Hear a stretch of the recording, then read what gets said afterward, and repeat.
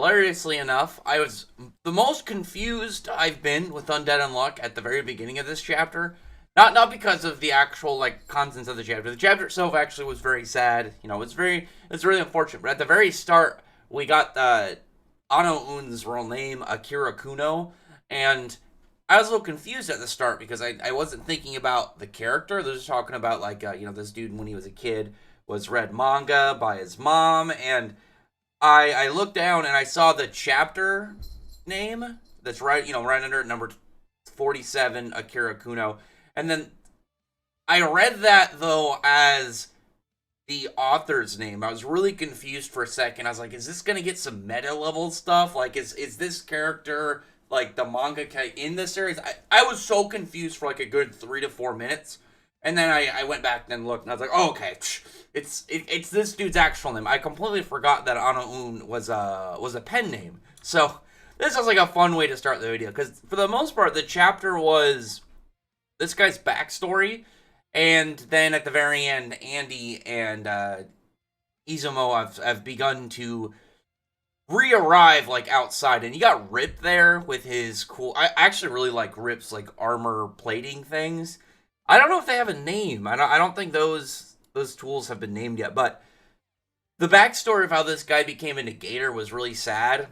With just the fact that it was more of the origin of his powers and whatnot that ended up really just altering his life, and in such an unfortunate and negative way that I don't know. I was really hoping at the very end that he was going to end up meeting back with his mom somehow. And I'm curious to know why he couldn't just call her up or like send her a message. And I feel like I'd have to go back and look at something like maybe only negators can see him, or some form of odd reason that he's tied to a role of the series. So if there's something I'm missing in that regard, please tell me. Otherwise, like maybe it's something that'll get revealed. Like he's like, oh, I don't want her to possibly get involved in all this, or whatever. There's still questions and stuff that the series obviously holds. But I don't know everything going on in the series. Just because I've been reading it since it came out doesn't mean that I have some 100% grasp on every tidbit and detail of the series. So I mean that's the important part though about asking other people who read it, like, hey, did I miss something here? I'd really appreciate it if you tell me. But the whole thing when you found the pen, was it the G pen? I can't remember exactly what it was called. I remember the G pen, but it was G liner was the name of it. I was trying to remember the exact name. But picking it up, learning all this stuff that's present in that timeline and in the past, it was really interesting. I'm very curious though as to what the mangaka is planning to do with somebody who has this level of knowledge and just readily available. Because if he knows everything from the future, then he could just straight tell people. But maybe it's one of those things where he can't say it because he knows that it will screw up like the timeline if people are aware of what's happening. Very easily fixed, but at the same time, it's also very easily, a risk factor having a character like this. But the series itself is built around like very strange aspects, like obviously the whole loops with how the world is constructed and how everything's kind of presented with just this kind of like life and destruction repeat that God has going on. So I'm sure that the mangaka has it all planned out. So that's just one of the things that it is a sign that when you have a really weird plot point like this, is if it fits into what the mangaka's style is. Because if this was like just some random series, like if you did this with like My Hero, or you did it with like Jujutsu Kaisen or something, or even Black Clover, you had a character that just knew everything and be like, well, can't this guy solve all these things? But if you have something that's already kind of shown that the mangaka is doing, when you introduce time travel stuff or any time shenanigans in a lot of series, it can easily cause problems. And when you have authors who are way more known and experienced with having time aspects in their series, you know that they're good because they've already probably thought of their own rules. They've already thought of like how it's going to be implemented and how it's going to be restricted and everything. Like when we were in this is current arc. Not even I don't have to pull back into a different arc. In Eden Zero, you have a person in the main cast who has time based abilities and can eat and just low levels just kind of go back shortly periods of time. So if she gets in a danger spot, like maybe is about to die, and she's like, okay, I can fix the way that this was set up, and I can beat this guy if I do this right this time. Go back slightly. And it's like, okay, that's a really busted power. That could be really dangerous, but it's already been established. You can only do it like 1 to 2 times, like within a certain period of time, without it like pretty much just destroying her mentally, and like just defeating herself. Essentially, that part.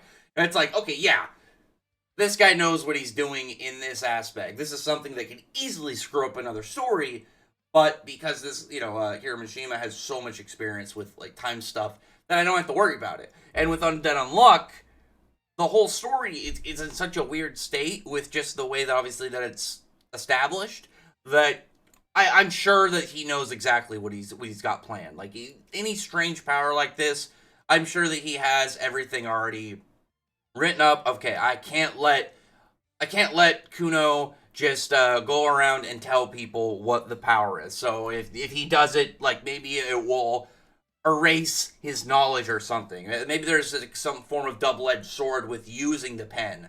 Like actually you can literally have it so, oh yeah, the pen makes it so I can't verbally say the knowledge, but I can draw aspects of it. That would make a lot of sense to me.